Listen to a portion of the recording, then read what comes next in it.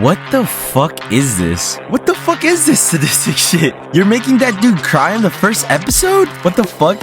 He stays with her? Oh my fucking god, what is wrong with you? Wait, you're getting attracted to her? What the hell did I stumble into? I thought this was a wholesome slice of life show where cute girls just get to do cute things. I knew there was gonna be a little teasing here and there, but I didn't expect it to be a full sadistic and masochistic filled dominatrix wonderland. What the fuck? What's up, bratwurst? Welcome to today's video. Boy, do I have a show for you. Pull up your pants, wash your dishes, take a shower, pause that Pornhub video, because today we're going to be talking about a show that is considered to be a slice of life, but is honestly one of the most mildly disturbing, slightly perverted, cute, and wholesome shows, all at the same time. Don't toy with me, Miss Nagatoro. Or should I say, tease me more, Miss Naga...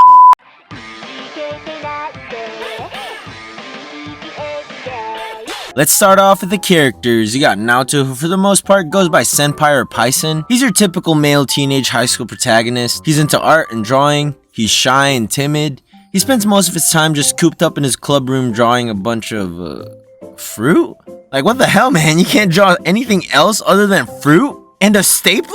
I know you can do better than that. You made a whole manga, for God's sake, and you're mostly passionate about drawing fruit? You literally got a whole club room all to yourself and a whole universe full of mediums and art styles. But no, you choose to draw fruit? But what do I know? You like getting your nipples twisted by someone who constantly makes you wish you were never born. But to each their own, I guess. Oh yeah, and if you don't know, he's a virgin, allegedly. This show really makes an emphasis on that. Like, what do you have against me, huh? Huh? All I want to do is have a good time and watch my show in peace. Oh yeah, I forgot we were talking about him and not me. Hee hee. Oopsies. Got a little bit too personal there, huh?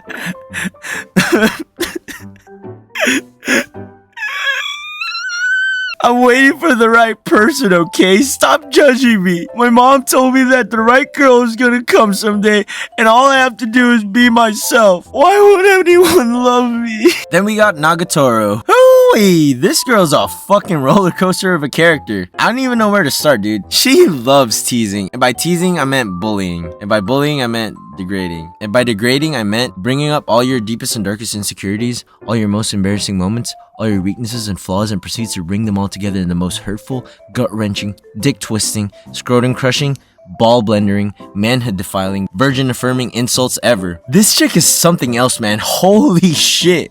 She could literally shit on you for anything. And I mean anything. Your dreams? Crushed. Your hobby? For virgins. Your hair? Shit. Your face? Ugly. Your body? A doormat. Oh, you wear glasses? Might as well cry me a river because that's the only thing your eyes are good for at this point. Like, seriously, how can a high schooler come up with this? I'm so happy I ended up going to a school with normal high school girls doing normal things, like quickly turning around the other way when they see me, trying to avoid all eye contact, because compared to that, I was in heaven. And look at those eyes, man. What the fuck? She's fucking crazy. And who gave her fucking scissors? And worst of all, she gets away with it with a simple, oh, it's just a joke, or I'm just kidding. Like, dude, you just spent almost half the episode making fun of his, everything. And all you do to make up for it is smile and act cute and tell him, I was kidding. Like, what the fuck? Just because she can be cute and wholesome at times means she can get away with destroying this dude's masculinity? Nowadays, you just call someone a mister instead of an Apache helicopter and you get thrown in jail. Or worse, get canceled. Sure, you can make a teenage boy cry in the first episode by shitting on one of his most prized art piece. Ooh, but God forbid I walk into a preschool and... why did I get cut? I just wanted to pick up my little sister.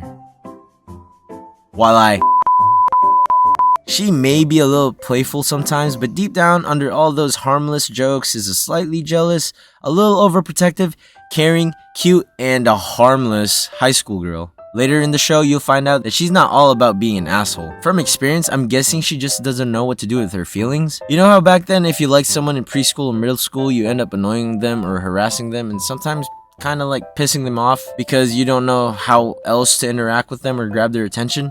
Well, it's like that. Times 1,000. Times pi. Relative to the energy of the sun.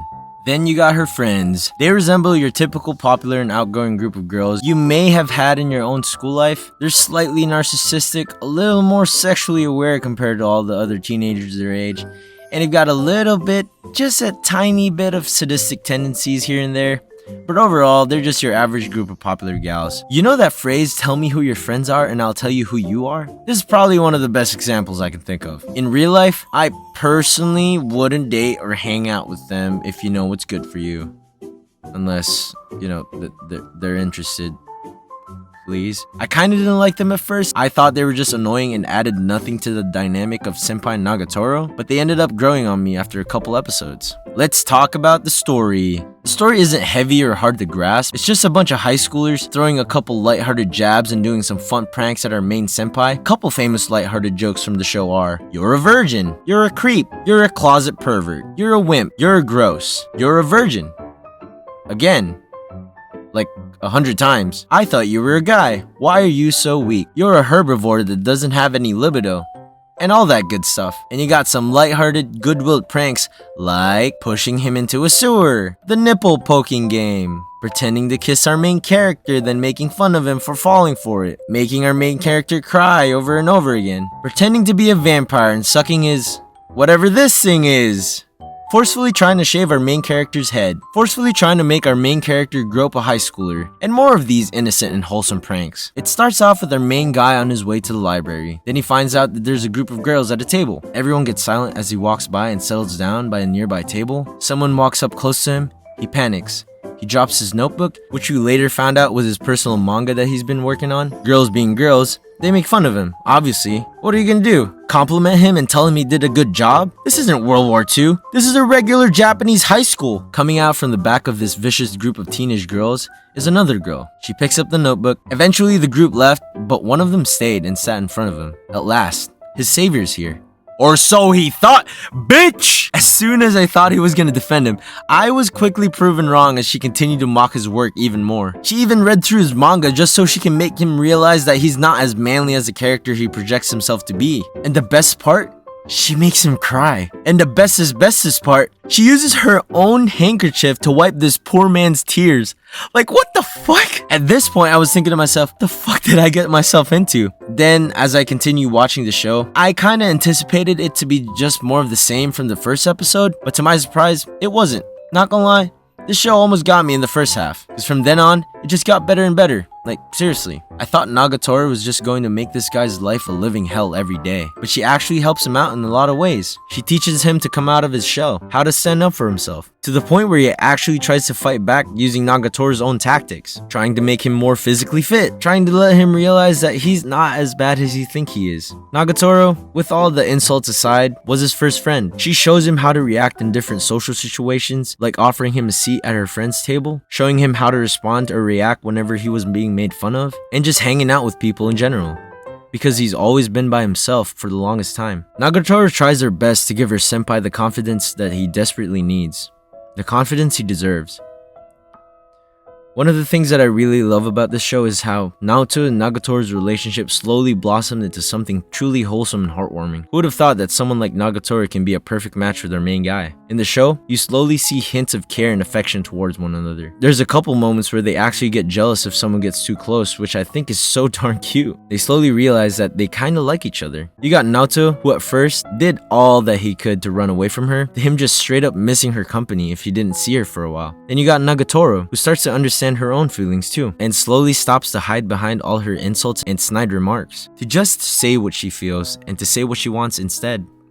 I think a lesson that we could all learn from this anime is that we shouldn't judge a book by its cover. If I only watched the first episode, I would have just thought that this was just another show for masochistic motherfuckers who just like seeing men getting shit on and abused. But it actually turned out to be one of the most funniest and wholesome shows I've ever watched. Same goes with meeting new people, starting a new job, or trying out a new hobby or sport. We shouldn't let one bad experience ruin our whole outlook on certain things. Who knows, that grumpy coworker you have could end up being one of your bestest friends if you just bother to ask him how his day was. That job that you hated at first might just turn into a job you've never known you'd love if you just put the right mindset. And that hobby or sport you sucked at might just be one of the best decisions you've ever made if you just kept going at it. And also, if you judge me by wanting to get stepped on and constantly degraded by a high school girl, that's just straight up discrimination, man. You're weird. In conclusion, Don't Toy With Me Miss Nagatoro is a fun watch. It went from sadistic to wholesome in a matter of a couple episodes, which is like, I still don't get how. Your typical episode starts off with Nagatoro's usual antics, then someone gets a little bit hurt, then they have a wholesome moment from time to time. Then it's straight back to the insults. This show is fucking hilarious, man. I can't recommend it enough. It just leaves you wanting more and more. And that's the end of my review for Don't Toy With Me Miss Nagatoro. This show is fucking wild, dude, but I ended up loving it in the end. I'm so glad there's a season 2 for this show, because if there wasn't, I would have been balls deep into some CBT shit right now. I'm sorry for my voice. Yeah, I just finished something requiring my mouth that is not sexual, may or may not be sexual. Thank you so much for 250 subscribers. I think it's a really big achievement for me. 250 subscribers now, like holy shit, it's pretty cool. But yeah, I'm gonna be making more of these. Hopefully I get to post every week. That's my goal. Make sure to watch out for that. And if you like the video, make sure to like